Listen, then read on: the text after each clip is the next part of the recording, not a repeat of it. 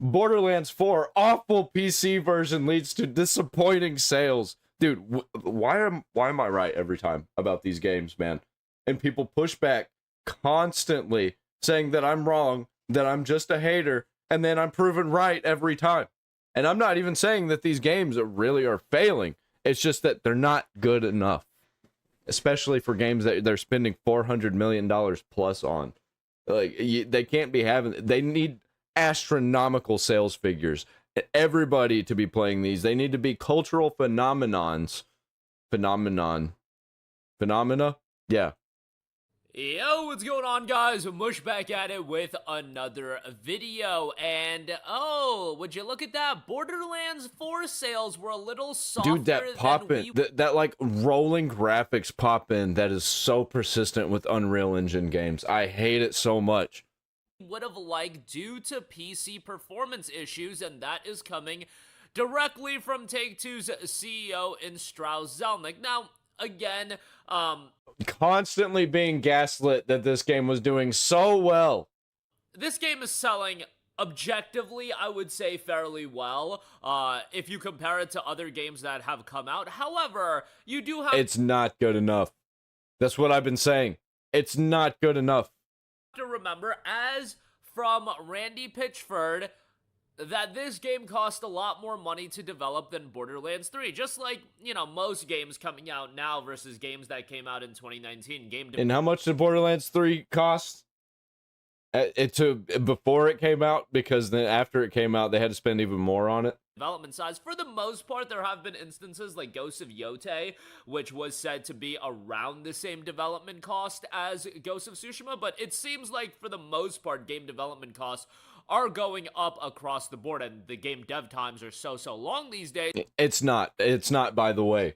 They're just enshittifying. Think about how big Borderlands 4 is compared to previous entries, and they're like, development costs are going up. And see how much bigger these games are than the games that used to be. And it's just like, what the fuck are you people doing? What are you talking about? I feel like you're inflating the costs on purpose to get rid of the competition at the bottom. But you're forgetting the fact that people don't want all of these games to be the biggest, best thing compared to literally everything ever. Like, we want Skyrim combined with the GTA 5 map, and we're going to put in the Witcher 3 map also. That's going to be the size of our map, and it's going to have so many things, and you can see all the textures on the leaves, and the ants have their own life cycle. And like, what the fuck are you doing? Talking about highest development costs that there's ever been, and also have the most employees that you've ever had. I'm talking about higher developer costs. And indie games and AA studios are absolutely embarrassing them. And modding also doing fairly well, especially, it's all relative. You know, Legend of Heroes Trails in the Sky doing the numbers that it did, you know, it's fine relative to what Legend of Heroes pulls. Borderlands 4 doing the numbers that it does, and it did fairly well. 304,000 concurrent Steam players, and I bring that number up because it's the most publicly available data set that we have, but I feel like it's a relevant data point that we have. It definitely is. That does seem to be pretty good. I would even argue that, like, when I saw 300,000, I'm like, that's... Dude, that pop-in is just disgusting, man. Fine, but it's not like a blow away for a game at the level of Borderlands. And some people wanted to say, oh, it's way higher than Borderlands 3's Steam concurrent player count. Two factors completely eliminate that point. First of all, PC gaming has exponentially grown since 2019. Oh, and by the way, Borderlands 3 was a timed Epic Game Store exclusive. Like, when you're dropping a game on a delayed release... Yeah, they kind of screwed the pooch on that one, man. It's always going to see a sharp decline. I remember when that happened, and I was just like, all right, well, I guess I'm not going to be buying Borderlands 3 then. I ended up getting it when it was like $5 with all the DLC on sale. And that's probably what I'll do with Borderlands 4. Fine. From where it could have been if it saw a day one release. Borderlands 4 was a day one release. So Strauss Zelnick, in an interview with the Games Business, noted this: equally, as you know, there were some challenges with the Steam release. Gearbox has been addressing those challenges and will continue to do so. So in terms of units sold out of the gate, the numbers were a little softer than we would have liked. In the fullness of time, we think it's going to do great. And then they're going to fuck it up again when they release the DLC. The DLC is going to make all of the bug fixes that they had break again, and it's going to perform like shit again. And they're going to have to fix it, and then they'll fix it, and then they'll release another DLC. I really wonder how you assess that. I don't think this game is going to do astronomically great numbers over the course of the next 6 months. I think all the people who are going to end up buying it have pretty much already bought it. That the DLC coming out is going to surge those numbers quite a lot, even if the PC version gets better. Do I think the numbers over time are gonna increase over the course of 4, 5, 6, 7 years? Yeah, I do, because there's gonna be a time where the Super Deluxe Edition is down to $10, $15, and I do think a lot of people are... It's gonna be lower than that.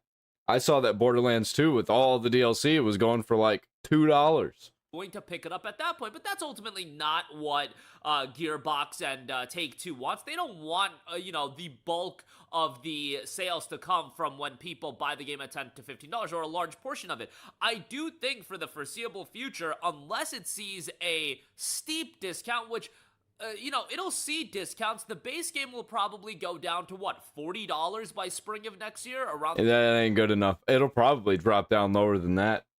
They'll probably drop it down to like $10 and then make the DLC come out. It'd be like $40, so they'll charge $50 for it.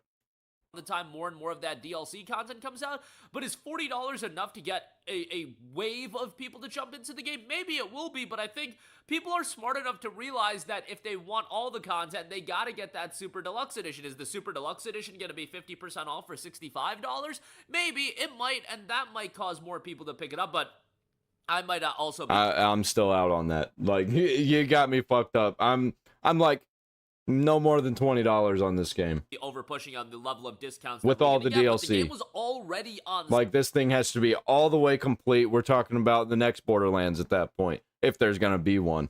Sale, and it just came out, and it was on sale like, what, a month ago? And I think this is a game that's gonna see pretty big discounts, and isn't that a bit of an indictment on the game itself?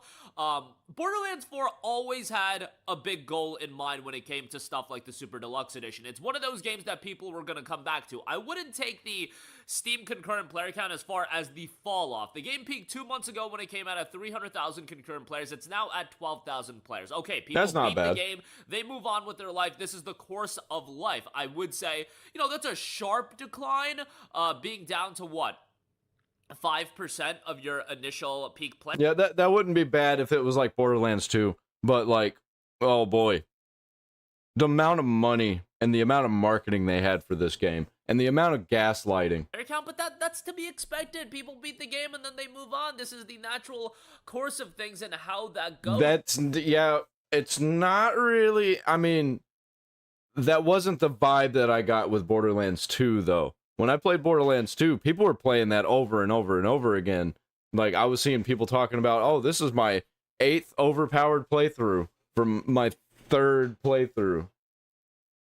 And people were making guides about how to keep grinding, how to grind better, how to get the bosses, how to beat the bosses, what the best weapons were. Like, I'm not really seeing that from Borderlands 4, and I'm really into Borderlands content.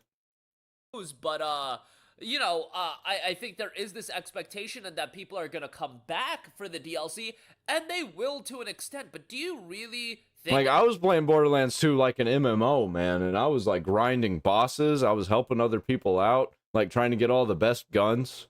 It's going to be a ton of people. Do you think, for example, this game is going to go back above, let's say, 120,000 concurrent players?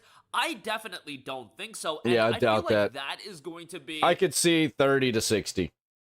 One of the most interesting things to monitor is how much of the player base comes back for the DLC, because I think they're in for a bit of a rude awakening if they think it's a lot. And I know it's anecdotal, but I've talked to so many of my friends that picked up the base game of Borderlands 4. They paid the $70, and not one of them have told me they're gonna go back. They beat the game, and they're like, Yeah, it was fine for what it was. I'm moving on with my life. And when Borderlands 4 gives you that kind of reaction, and this is across the board that I've personally noticed. I've also noticed, that online there are definitely people and they really enjoyed the game and so on and so forth. But when I look at my comment section, when I look at the people that I talk to, and that's a very, very small sample size, I get that. But a lot of the times, whenever I talk to people, and I do talk to a decent amount of people, we're talking about like 15 or so people, which again, it's very, very small sample size. But I've You know what I think they should probably do? I think they should downsize, go back to more of a retro style, and make a Borderlands 0. That'd be cool.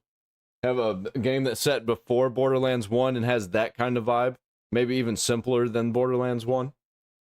notice it's not the most difficult thing in the world. Because I noticed one thing. I think the screen is way too busy. There's too many things going on. To gauge the interest level of a game. Am I sometimes off the mark? Yeah, absolutely. And by the way, I am. And all that grittiness is gone. It was kind of like a desert western, kind of spaghetti western vibe, and it's not really like that anymore. Mostly talking to people playing the game on PC, so I know there's this wildly different perception of the game on PC versus consoles. But even like a lot of my buddies that played the game, they don't have It's like too shiny, too colorful. Reminds me of Outer Worlds. Have these sky high expectations out of PC performance out of the game, and that's not to excuse Borderlands 4's performance. They just are okay with lesser performance, and their issues with the game and their rather mild opinion about the game wasn't from the performance. It was about the quality of the game. Again, they beat the game, and it was just like, it's a serviceable game. It's Borderlands, and shouldn't Borderlands 4 at this point inspire more than that? If it's a $130 game and it's this game that's gonna get a ton of DLC, it'll probably get a second DLC season pass. Shouldn't it inspire a little bit more than that? And it's as expensive of a game that it was to develop for. I feel like it should. I am sure 5-6 years from now, we'll get reports of there that Borderlands 4 sold X millions amount of copies, and it'll be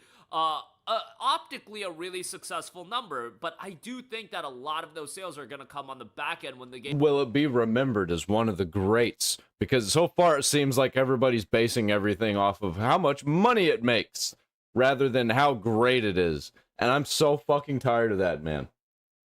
And people are just like, you're just mad because they were successful. They made a whole bunch of money. And I'm like, I'm not mad about anything, A.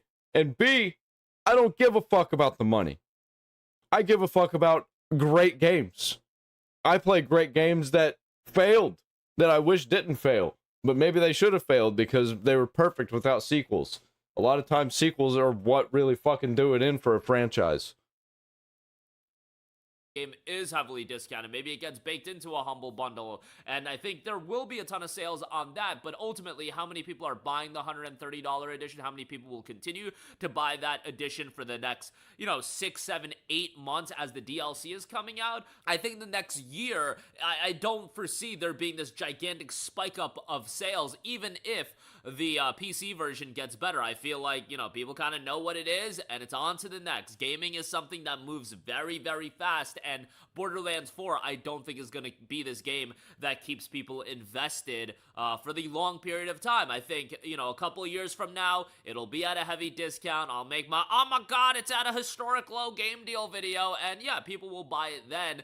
But I think for the next 6 months, year, I don't think people in droves are going to be running out to buy Borderlands 4. But that's my opinion. I've been wrong in the past. We'll see how this one turns out. I'm probably going to end up buying it just because I have literally every other Borderlands game, except New Tales from Borderlands 2.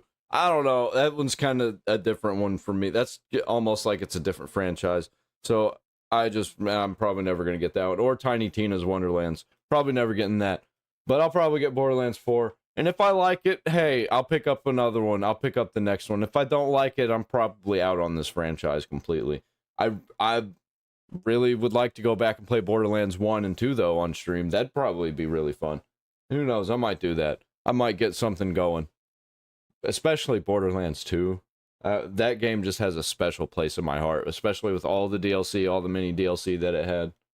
Let me know your opinions of the game. And I do think, Randy Pitchford, I don't think your social media meltdowns did anything for this game. Yeah, it definitely, I think it hurt a lot. I think it hurt a lot for this game. A bunch of people who were just barely hanging on just were completely out because of the marketing and Randy Pitchford. And also, the gaslighting online. I wish companies would come out and say, like, hey, shut the fuck up. Stop talking about our game like this. Stop glazing it to people. People don't want to hear that. That is not how you get people on board and in the community to play the game. Just hating on them because they have an opinion. Like, stop doing that. We take in the criticism, and we will listen to the criticism, and we'll do better next time. That's the whole point of all of this. At 63% positive, 36%, 36,000 reviews, 63% positive. Like, that's not the worst thing in the world. An 81 on Metacritic, but the Steam reception, 63% positive. But it's like, dude, that absolutely affected the performance of this. Is way too colorful, man.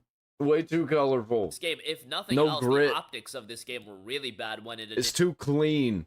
Initially dropped on PC, and I beat the game. I had a fun time with it. Like, I had a Borderlands time with it. It's totally serviceable. Would I spend $70 on it or $130 on it? Absolutely not. I appreciate, 2K and Gearbox sending me a copy of the game, but I absolutely cannot recommend spending that kind of money on the game, especially at this stage of the game. I would say wait for all the content to come out, wait for the potential of a second season pass to come out, and then the super duper ultra deluxe edition being heavily discounted for $20-$30. I'm waiting for them to announce that it's all over. For one, I don't trust them to not change the game completely like they did with Borderlands 2. That shit blew my mind when it happened. Like, why would you change the ending to Borderlands 2 and then add this free DLC onto it that's supposed to be like a precursor to Borderlands 3 coming out?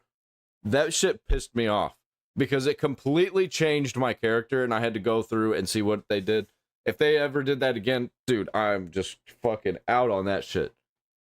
Yeah, buy it then, but you're not going to see that for quite a while. It'll be 3-4 years minimum until something like that happens at that price point. But that'll do it for me. Let me know all of your guys' thoughts in the comments. Awesome. Cult of Mush. I haven't reacted to this guy in a while. I'm not subscribed to him on this channel. I am on my other channel. Yeah, Borderlands 4. Oh, man.